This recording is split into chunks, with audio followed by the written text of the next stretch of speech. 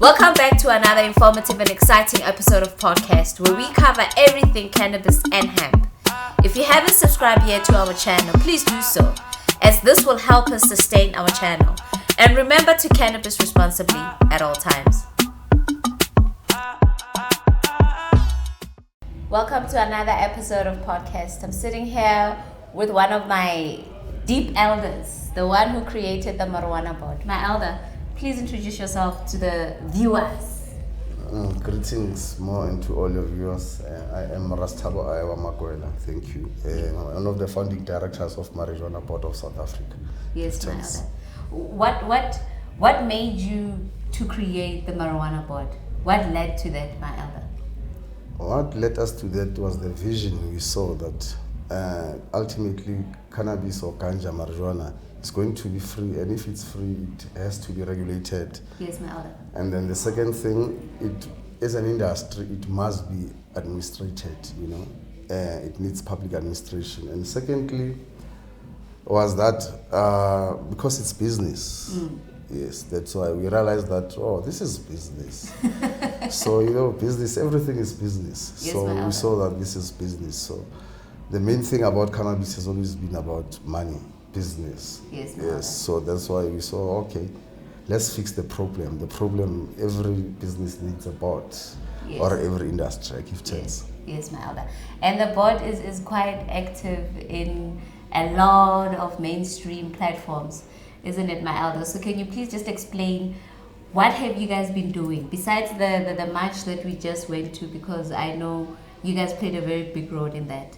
But what else has the marijuana board done for the cannabis community? Yeah, what the marijuana board first has done has been active in releasing people arrested for cannabis. Okay. For no good reason, of course. Yes, public education has been done, running activities. But most so importantly, the marijuana board has convened three, especially in Gauteng, has convened three indabas. In indaba, that's where you consult, that's where you do public consultation. Yes. So that's where marijuana board has been consulting, Yes, ma'am. Yes, to create a dialogue among role players within the industry. Although some responded positive, including government at some stage, didn't respond positive, of course. Yes, the excuses, maybe it's fear or, lack of knowledge about how to deal with the situation of marijuana. As you know, that marijuana is one of the people consider very complex.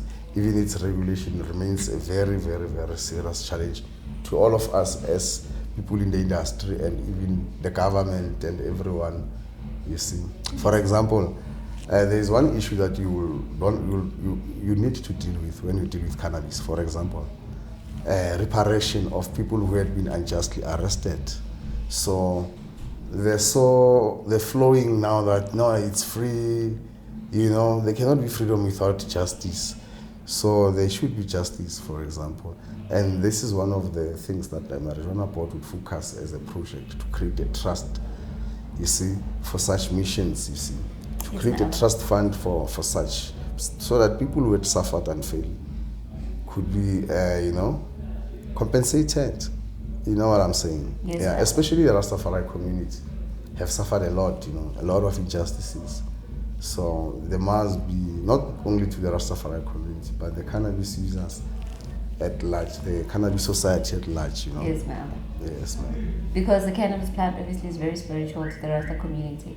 And what do you think about the people that are still arrested, that are sitting in jails right now because of the cannabis plant?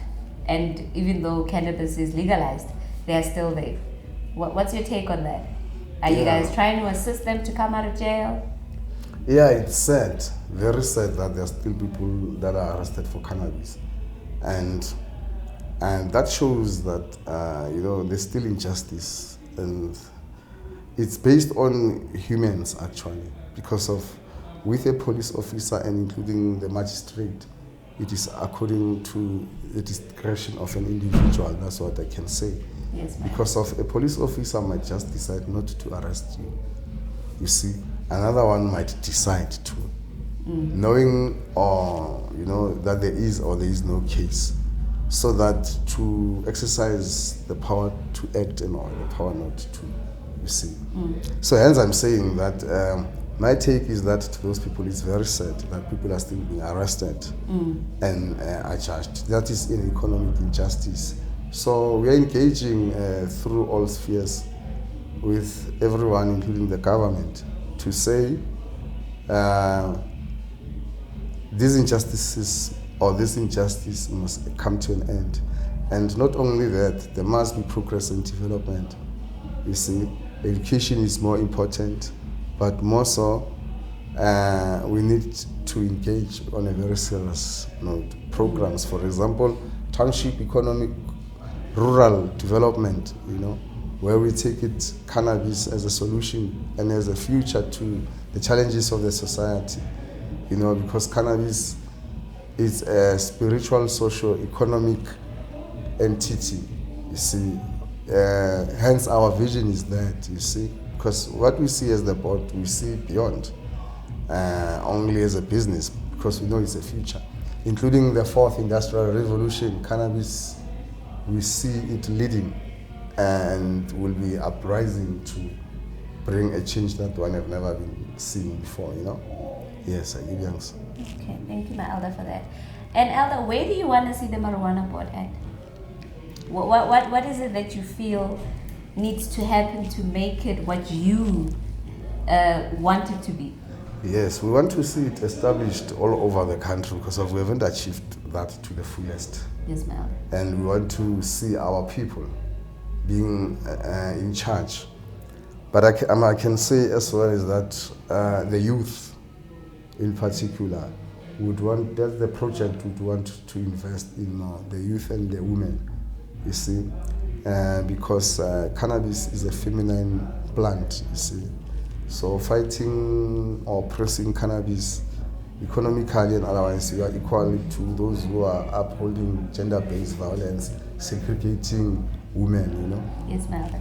Yes, we want to see marijuana board in 5 years, 10 years to come, being led by the youth chamber. That we want to see it established, and as I say, being the center stage of economic development, if one may say. Okay. Yes, marijuana board being established all over. That's where we want to see.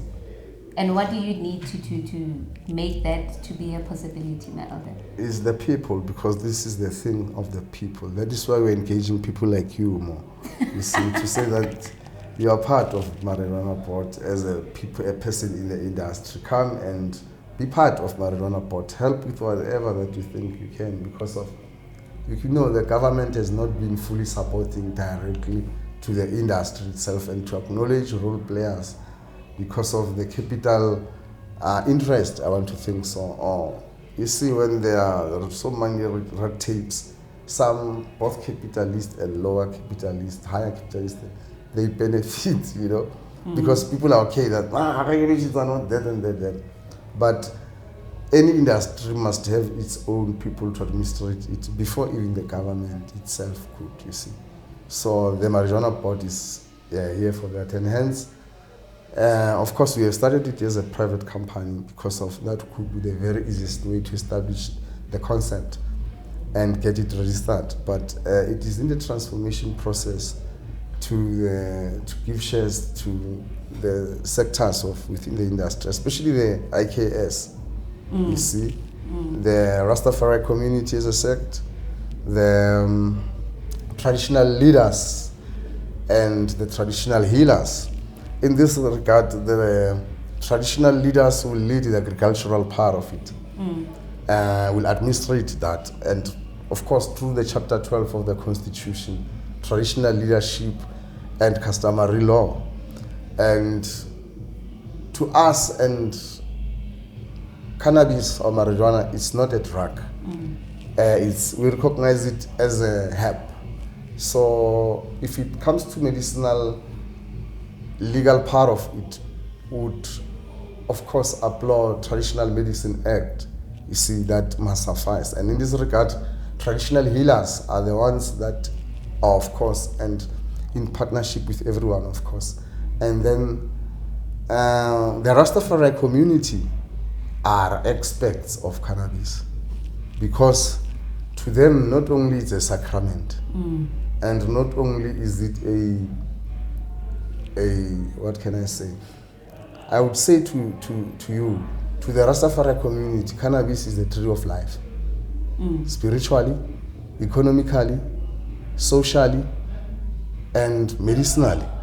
So everything to them center to it is cannabis, and they're the most people who suffered for it, of course, and were exposed, But they stand for it like any other. There's no advocates of cannabis or renowned advocates, sector of the society or group or whatever that the Rastafari community does about cannabis.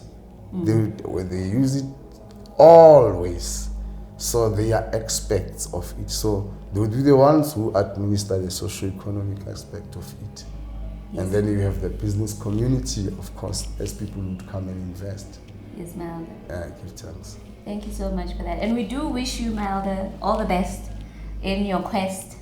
We are here to assist you. Yes, we give thanks. Yes. Anyway, we wish you much blessings in your podcast. Yes, my elder. Yes. And on that note, please do remember to cannabis responsibly at all times. And thank you so much for watching. Please don't forget to hit that subscribe, like, and share buttons below. We would also appreciate your comments. And remember to cannabis responsibly at all times.